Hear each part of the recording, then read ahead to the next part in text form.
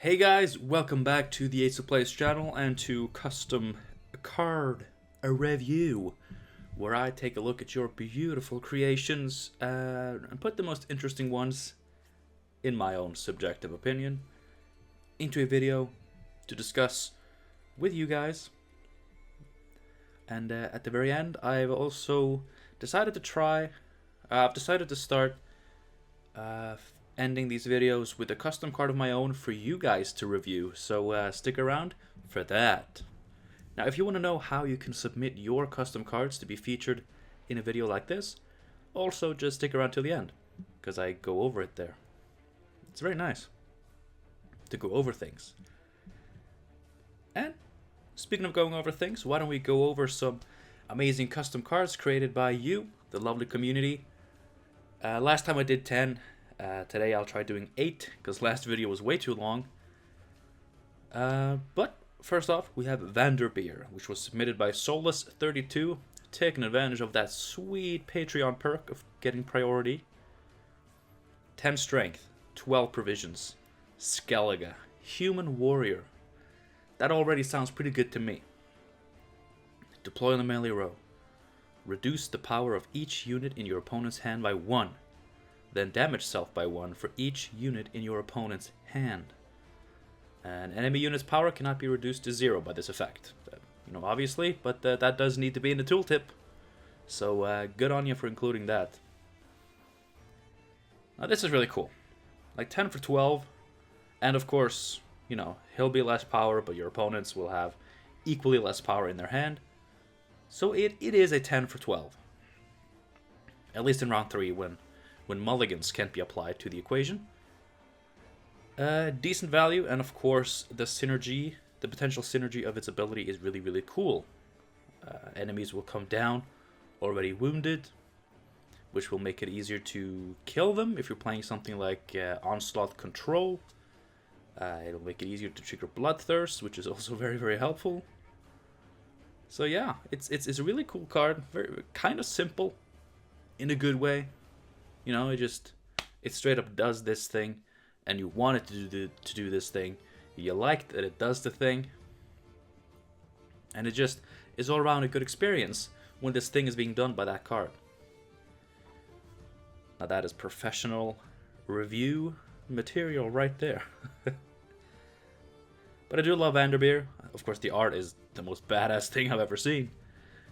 He doesn't have a beard. That would have been more badass. So there's room for improvement, but of course that is not your fault, Soulless. I know you probably, I guess I shouldn't say for sure, but you probably didn't make that art yourself. If you did, what the hell are you doing making custom cards for my videos? Go get rich doing badass stuff like this. Great card. Vanderbeer. Amazing. Soulless32 did submit a second card. Apparently they have a lot more, but they wanted to see if I was going to be good on my word of giving Patreon priority, which I've done, so send me the rest of your cards, huh? This is Merlin, also Skellig, 6 strength, 10 provisions, a human druid, a tag that is definitely becoming more and more relevant. Deploy. Spawn and play Hadron on an enemy row, which is a spying 1 strength beast, each turn on ally turn, and drain all undamaged ally units by 1. Now, this is very, very strong.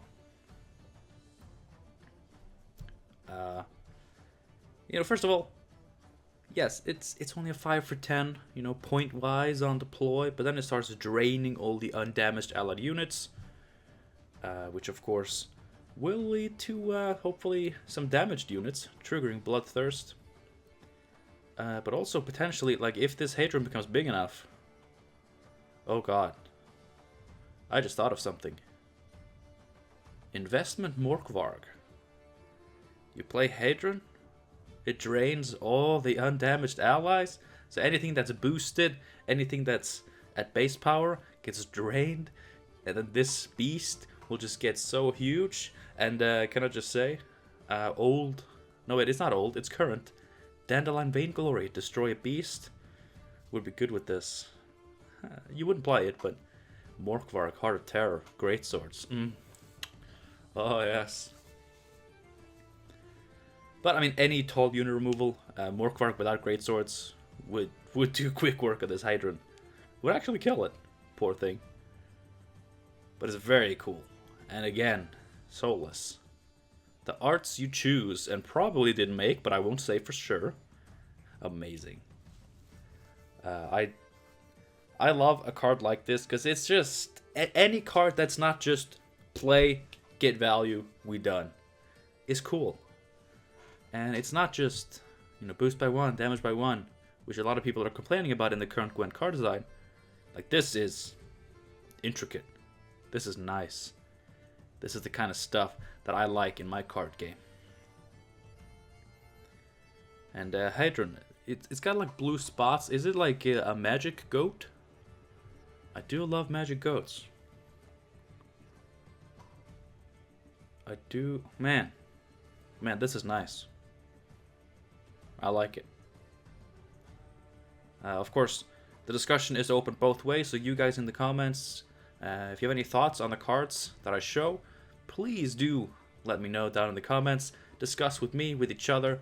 That's why I do this, so we can just discuss each other's creations. It's pretty fun. But of course, like I've said before, I'm not a champion of balancing cards, so I don't know if this is balanced. Is it OP? Is it UP? Underpowered? Or is it just fun? I mean, it's definitely fun. I'm not even gonna question that. Next up is a card submitted by Moors. This is a rework of Ciri Nova. And I really wanted to show this because it's just cool. 6 strength, 9 provisions. On game start, if this is the unit with the highest provision cost in your starting deck, boost all units in your deck by 1. And the reason I picked this, and I don't know if Moors thought of this when they sent me this card, but the reason I picked this is, as you guys know, I'm a sucker for 29 card Enslave, where the most expensive card in the deck is usually 8 or 9. And I mean, this wouldn't work well in that because that deck needs 16 tactics. But this would allow for like some decks to have maybe more than 25 cards, because you don't need anything more expensive than a 9. But of course, you could also just do a lot of medium cost cards. You go from like 6 to 9 and just a lot of decent cards, all boosted by 1. It could be very cool. It would probably be a meme card, but I don't know, it's nice. And this would make all the thinning bronzes better, because, you'd get 2 extra points on the play. It wouldn't make the Witcher trio playable in their current state, but if they do get buffed to a playable state, this would be good with that. And this is a Witcher, so Witcher decks that don't go above 9 provisions. Okay, I take that back. Not Witcher decks. Really, my nose hasn't itched for days, but as soon as I record a custom card video, it's like I've been snorting cocaine. Anyway, probably a meme card, but it's very interesting design that definitely opens up possibilities, and that's what we need. We need possibilities for suddenly some weird decks to pop up where you don't go more expensive than a 9, but in return you actually get a pretty solid benefit. And Ciri Nova during open beta, of course, was a card that gave you a really huge ability, really huge point swing in return for having a deck building restriction. And actually, the deck building restriction required you to have 26 cards, because you needed to have exactly 2 copies of each bronze. Which, if you don't know, back during beta, the maximum amount of copies was 3 per bronze. So only having 2 of each was kind of similar to only having 1 of each now. Not exactly the same, but similar. And you had to have 15 bronzes minimum, because you could only have 6 silvers, which are now epic golds, and 4 golds, which are now legendary golds. They've been merged. So a 25 card deck always had 15 bronzes minimum. And if you wanted to have exactly 2 copies of each, you did have to go up to 26. But Cyrenova was like a 22-point card. So a lot of decks emerged, high tier decks with that card. And this probably wouldn't be the same, but it's in the same vein of, okay, build your deck in a certain kind of wacky way. This more so than original Cyrenova, I'd say. This would definitely create a wacky deck. And it rewards you for that, which I really love. You guys know how I love wacky decks, and I would play this card as much as I could, probably. I love it. Brokilon Gatekeeper. We got a few Scoia'tael cards in this video because, as you know, I hate Scoia'tael. But it's more so just because of their current playstyles. I do love hand buff and movement, which are 2 archetypes that are, shall we say, not flashed out. Shall we? But J. William James, the all-star of the previous custom card review, is back with Brokilon Gatekeeper. It's a 6/6 treant. It's a bronze, so you can have 2 copies of this. Whenever an allied unit moves, give it vitality for 1 turn. Whenever an enemy unit moves, give it bleeding for 1 turn. So of course it's similar to what's he called? The Ryad Sentry, Brokilon Sentry, Dolblathana Sentry. Elven Sentry? You know the guy, the Sentry, who damages an enemy whenever it moves, and that's when it's on the melee row, or boosts an ally when it moves if he's on the ranged row. So this doesn't have the row restriction, although I think J. William James did mention in the Discord that he wanted to put a melee restriction on this, or maybe that was another card, but there was some Scoia'tael card, and I think it was this, where the creator wanted to put a melee restriction because they felt like Scoia'tael wasn't enough row restricted, which made it too easy to play for Great Oak, which I agree with. So maybe this is supposed to be melee restricted, but you get both offensive and defensive ability for that. So it's pretty good. Of course, with the current climate of movement cards, this wouldn't be very good. Well, actually, 6/6, and then you play like the Dryad Matron. It could be fine. Could actually be fine. Treant is getting a Treant on 6 provisions is also a pretty decent tag for Harmony. As if they needed it. I don't know. I like this, and also J. William James did put out several movement-related cards. I think more of them will appear in this video, which of course makes synergy with this card. It increases the synergy with this card because we don't have enough of that. CDPR. I do love the card, and the art is just amazing. I probably shouldn't comment too much on the art. I mean, you guys probably didn't make it, but it's nice. Guiazdor _90 is coming in hot with the Rusalka. It's a beast for monsters. 4 for 5 with Thrive. Deathwish, purify adjacent units. So this has kind of been a theme in the custom card community this past week, or at least a few days where this was a thing. Giving monsters a way to purify their units from poison. And I've seen a lot of suggestions that were just too crazy good. Like, why would you do that? This one, not so much. Because it's like row dependent, or very placement dependent. And the opponent can play around this. But also you can just play it down, and if you have a consume on order, you can purify right away. It has Thrive, which I think is actually fine. Thrive on a 4-strength unit loses a lot of value, but it's just a nice way to keep this card. Still potentially useful, even if the Purify doesn't matter.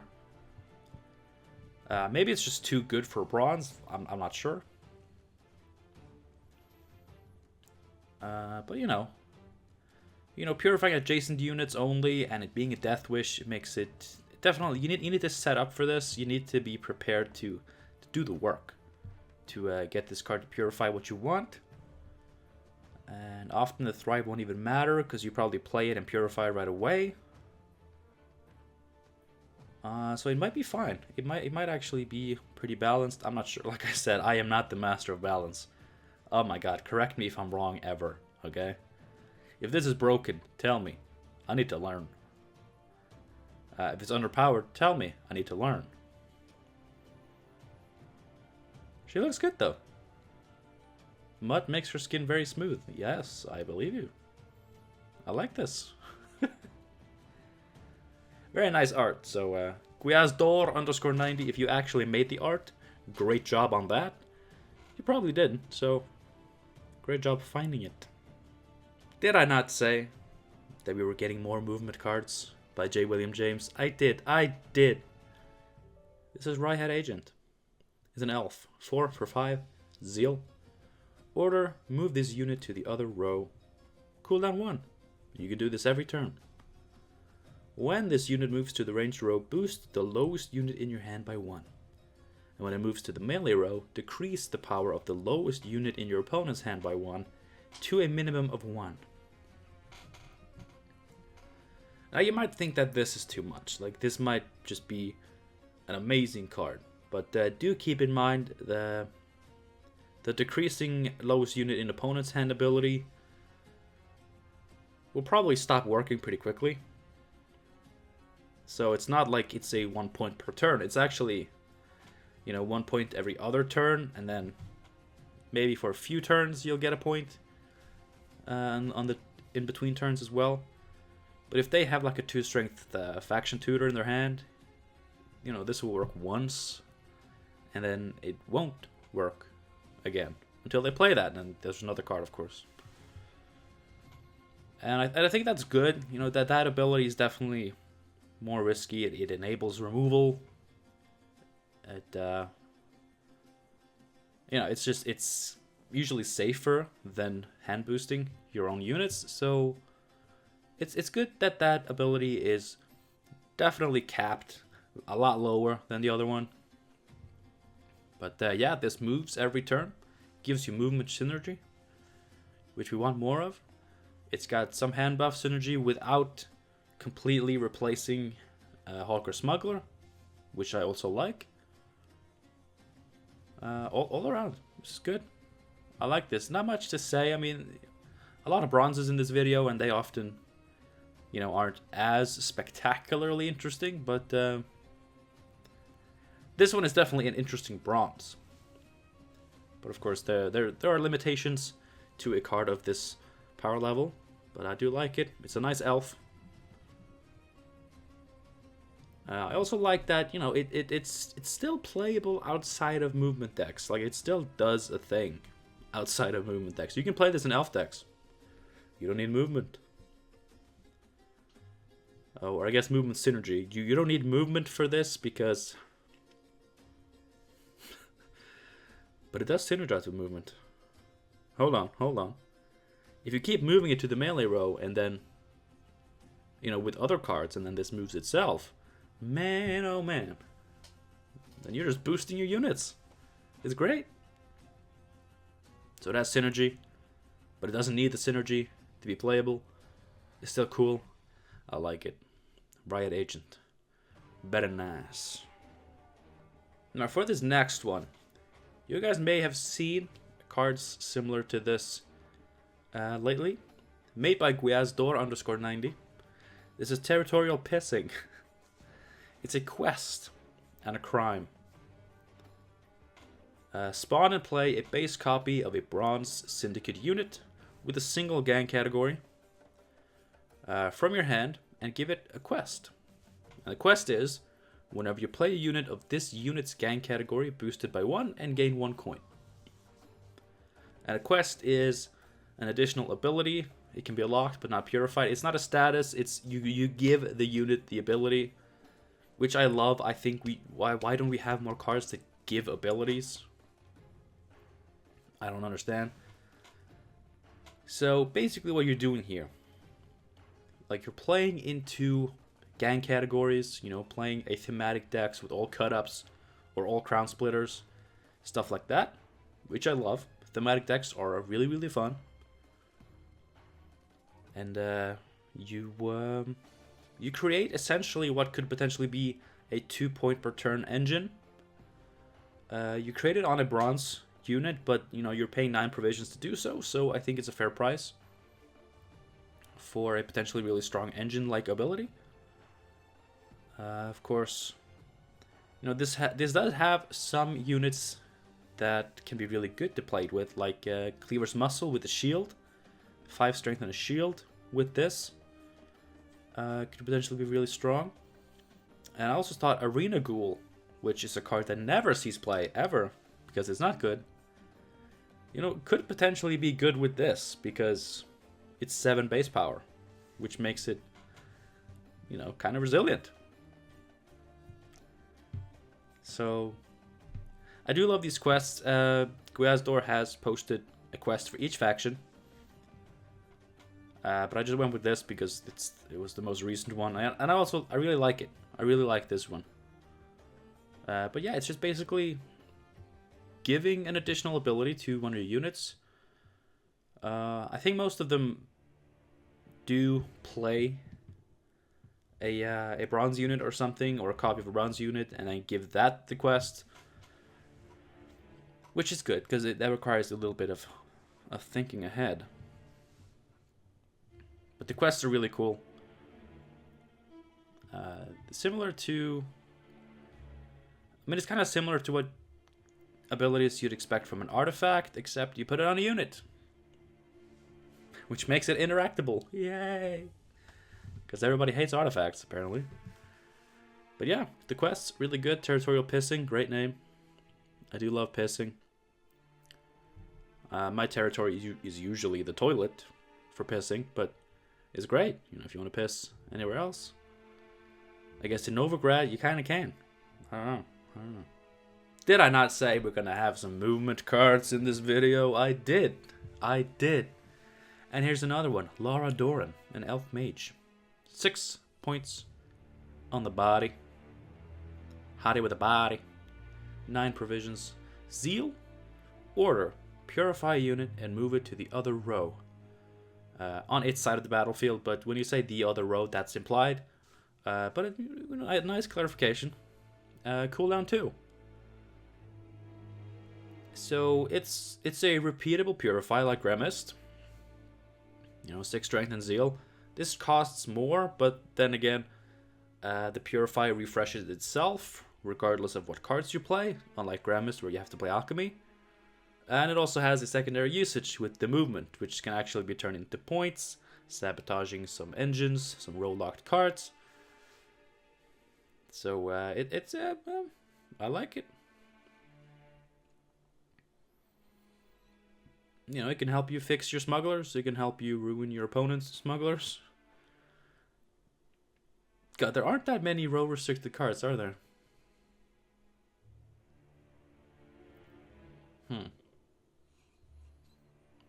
Maybe they should look into that. I don't know. You know, it's dangerous because you don't want to make movement too strong because only one faction has this good access to movement. Huh. That's a nice one. That's a nice question. Let me know in the comments your thoughts on movement, row-locked cards. Do we need more? Is it in a good space? I don't know.